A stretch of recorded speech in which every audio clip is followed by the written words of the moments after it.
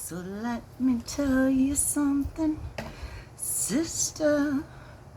Remember your name, no twister. I'm gonna steal your stuff away, my sister. Sure ain't got a whole lot of time. So shake your shimmy, sister. 'Cause honey, the sugar is feeling fine. Sorry to subject you to that. Okay, I know I was supposed to do this last night, but you know, I had a rough day yesterday.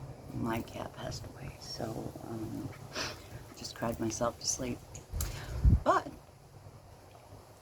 here we go, Chapter 3 by Nancy A. Collins, Walking Wolf. I'll look at something nicer. A lot of cars around here. Go. No, that's all. Okay. Chapter 3. My decision to abandon the way of the Comanche for the white man's society was not an easy one. For though technically I was one of their number, I had no reason to love or trust whites. First of all, it was whites who killed my natural family. I'd known that before I'd learned to walk, since 8 Clouds made it a point of telling me early on the story of how I came to be his son. Secondly, throughout my years as a member of the Wasparators, I had ample occasion to see how treacherous whites could be. They had broken numerous treaties and waged war against the Comanche in a cowardly fashion for years. And third, it was the whites who were responsible for the epidemics of cholera, diphtheria, influenza, measles, smallpox, and syphilis that spread through the tribes like brush fire, claiming brave elders, squaw and papoose alike. The whites seemed stricken with craziness that the Comanche and all other Indians were at a loss to comprehend. Their buffalo hunters killed more than they could possibly eat in a lifetime. Their farmers wrapped the land in barbed wire and claimed the dirt below and the sky above as their property. Still, for madmen, they were privy to immense power. The iron horses and the buffalo guns that could kill from a mile away were truly impressive. So, was it not possible they might have knowledge as to how I might better control my wolf self? I knew better than to ride up into the nearest settlement and expect to be welcomed with open arms. What with my long dark hair, sun-browned skin, I looked even more Indian than white. I was likely to catch a bullet between the eyes before I had a chance to dismount. Besides, my English was pretty bad. In fact, non-existent. No, if I was going to introduce myself to the white society, it was going to have to be through an intermediary of some sort. A week or more after I had voluntarily banished myself, I came upon a black man traveling along across the prairie, driving a wagon pulled by a dozen oxen. When he saw my pony approaching, he reined his oxen to a halt and pulled out a rifle. He rested across his knees, watching me cautiously. As I drew nearer, I recognized him as the man called Buffalo Face, who traded on occasion with the Wasp Riders, swapping rifles, ammunition, and liquor for ponies. "Good day, Buffalo Face," I said, speaking in the mixture of Spanish and Comanche dialect that we reserved for dealing with traders. He squinted at me and spat a stream of tobacco out of the side of his mouth. He was a big, powerfully built man with skin that gleamed like polished stone. A mass of dark, nappy wool hung to his shoulders, which is the reason why the Comanche had given him that name. "You Comanche, ain't ya? I am Walking Wolf of the Pentaka." Buffalo Face's shoulders relaxed. Walking wolf? You're a Clouds boy, am I right? What are you doing? What are you doing way the hell out here, son? You out scouting for buffalo? I'm looking for whites. Oh, you're on the warpath. I want to go into the white man's world and learn how it works. Buffalo spat another stream of tobacco juice, narrowly missing the rump of his lead ox. Why the hell would you want to do something like that? Because I'm white too. Buffalo Face squinted harder, leaning forward a bit. Damned if it ain't you. Damned if it ain't so. You are white under all that dirt and paint. Imagine that. Will you take me to the whites, Buffalo Face? Buffalo Face frowned and rubbed his chin for a spell, occasionally giving me a look from underneath his knitted brows. After a minute, he shrugged. Son, you're a fool to ask me, and I'm an even bigger fool for saying yes. Hitch your ponies to the back of the cart there and ride up here with me. I could stand the company. It gets pretty lonesome out here with no one but goodness and mercy here to talk to, he said, gesturing to the yoked oxen. Although the idea of riding on anything besides a pony was alien to me, I did as he asked and joined him on the wagon seat. The oxen did not move nearly as quick as horses, but they plodded along without protest or halting. During the course of our first day together, Buffalo Face told me things about himself. I learned that he had been born a slave in some place called Alabama, that his mother had been raped at the age of 12 by the white overseer of the plantation she served on, and that he had killed a man, the same overseer who'd fathered him, in order to escape when he was 16. I also learned that he left behind a wife and 2, possibly 3 children in a place called Philadelphia. Buffalo Face shook his head and spat a stream of tobacco, drowning a blue bottle fly perched on Goodness' left rump. I'll be damned if I can figure out why you want to get yourself turned white. Sure, they're your own kind, but you're as much a stranger to their ways as any full-blooded Injun. Hell, I spent the first 16 years of my life doing my best to put distance between me and the white folk. I thought once I was free, things would be different for me. Well, things may have been better for me up north, but they weren't no different.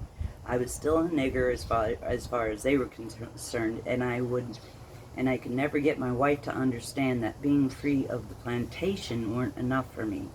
I didn't escape Alabama so I could turn myself into a white nigger and spend the rest of my life trying to be like them. Sorry for the...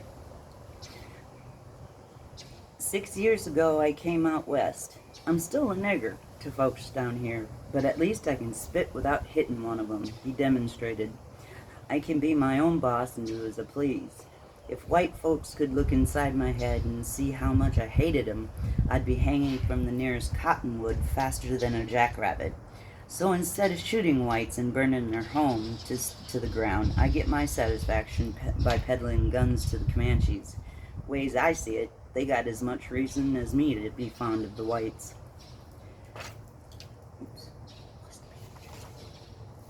That night we set up camp. Buffalo Face served up black beans, dry bread, and hot coffee. I'd never had coffee before, and I promptly spat it back out. Buffalo Face laughed as I grimaced and wiped my mouth with a handful of grass. Give yourself a week, son, and you'll be sucking it up like it was mother's milk. I liked Buffalo Face. Outside of a Mexican boy stolen from a ranchero during one of our winter encampments, he was the only non-Comanche I had ever spent any time with. I wondered if I ought to tell him that I was a skinwalker, but I remembered Medicine Dog's warning concerning who I showed my true skin to. Buffalo Face wasn't white, but he wasn't an Indian either. I fell asleep, pondering the question of whether I should tell him more about myself. When I awoke, the coffee pot was on the fire, but Buffalo Face was nowhere to be seen. I found him out by the creek, stripped to the waist, washing his face and upper body. His muscular back was covered from shoulder to waist by scars that ran from rib to rib. The wounds were very old, some of them 5 or 6 deep in places. I watched him for a few more seconds, then returned to the camp. When Buffalo Face came back, he had replaced his shirt and was shrugging into his braces. He bent to pour coffee into a dented cup. "You sure you want to go ahead with this plan of yours? You seen the stripes on my back when I was washing in the creek. That's what white folks had to offer me. Medicine Dog told me the whites are crazy. Is this true?" Buffalo Face nodded and swallowed his coffee, grimacing. Whether from the bitterness of the brew or his memories, it was hard to say. "They are, but not fall down, foam at the mouth crazy. Whites are singular creatures. They ain't part of nothing but themselves, not even other whites. Maybe that's what makes them act so snake-bit. Let me give you a bit of free advice, son. Whatever you do, always watch your back. Whites may hate niggers, Indians, kike, and chinks, but that don't mean they love their own kind. If they can find a way to get what they want and leave you bleeding naked in the snow, they will." Where was I? Whites ain't out for no one but themselves. Bear that in mind whenever you're dealing with them. Don't matter if they're a man of the cloth, an old Spencer lady, or a young'un in knee pants. Whatever you do, don't trust them any farther than you can throw them. I spent most of the next 4 weeks learning English, at least talk it good enough to get myself understood. Buffalo Face was astonished at how quickly I picked up the lingo. I didn't really realize it at the time, but I have a natural aptitude for learning languages. At last count, I have become fluent in 37, including Swahili, Cantonese, Mongolian, Aborigine. On the second week on the trail together, we were drinking hot coffee and studying the stars overhead when Buffalo Face looks at me and says, "Well, if you're so goddamn set on being part of the white man's world, you're gonna have to get yourself a white man's name. Walking Wolf might be a mighty fine name for the Comanche, but it ain't no kind of name for a white man. Let me see. William's a good name, but you're too young for a serious first name like that. How about Will? Nah, you look more like a Billy to me." "Billy, yeah, that sounds good. But Billy what?" "Smith and Jones are popular, but not exactly what you'd call distinctive.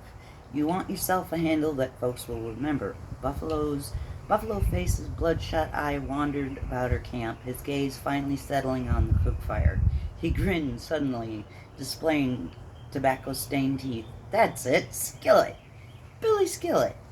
How does that sound to you, Billy?" "I like it." Buffalo Face let out a laugh like a wild ass in heat. Would love to hear that. Let me pull you a little closer. Shite. One moment. I'm all full of poodles. Okay.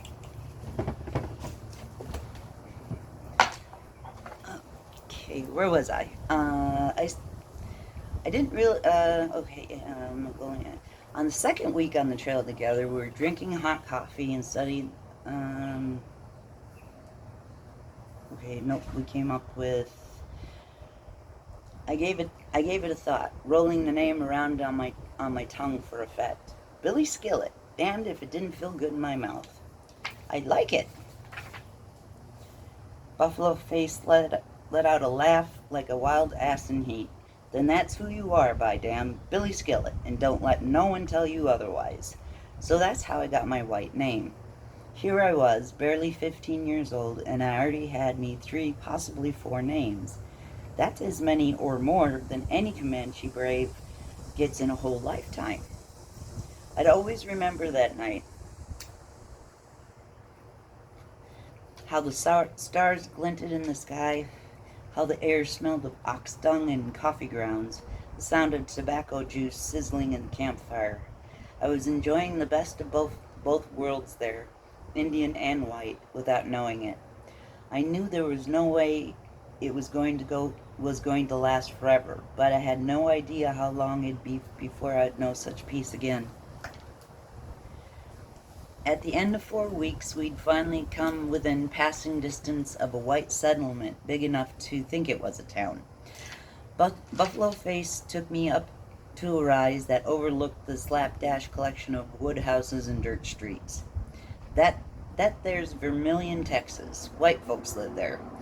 Few meatskins, too, Mexicans, but mostly whites. You'll excuse me if I don't walk you down to the city limits. I don't do no trading with white folks in Texas, except for Spaniards. They're pure out-and-out businessmen, them Spaniards. Don't give a rat's ass what color a man's skin is, as long as his coins are gold or silver. Don't care if you're selling liquor and guns to Injuns either. Man's business is a man's business. Buffalo Face turned to look at me, shaking his head sadly. You've been good company on the trail, boy. I'm sorry to see you go. I just hope you don't turn mean crazy once you get yourself civilized. I reckon there are kindly white folks out there somewheres. Lord knows I've never run across one. But then again, I ain't never seen an elephant either. Maybe your luck will be better than mine on that account. Just remember what I told you, and you'll stand a halfway decent chance of dealing with him. I threw my arm around his wide, scarred shoulders and hugged him as I would my own father. Thank you for giving me my new name, Buffalo Face. Shoot, 'twarn't nothing, son, he said, smiling. Suddenly his smile disappeared, and he wagged a tobacco-stained finger in my face. But whatever you do not tell him you've been keeping company with a black man who sells guns to Indians. All that do is put you on the wrong foot from the get-go. With that, he returned to his ox cart laden with contraband. The last I saw of him, he was spitting tobacco juice and snapping the whip over goodness and mercy, cursing a blue streak. We never did meet again, although I heard years later that he had run afoul of white settlers in Oklahoma in '61, who, upon learning that he'd sold guns and ammunition to the Comanche and Apache, lynched him from the nearest cottonwood tree. That was chapter 3. Please forget what we're saying for you. And, depend on everything, I might drop 4 tonight. Read chapter 4 tonight. But yeah, it's got some good history. I hope you like it. Please tell me if you like it. Please tell me if you like it. Okay. Hope you're safe. Be peace. Love you.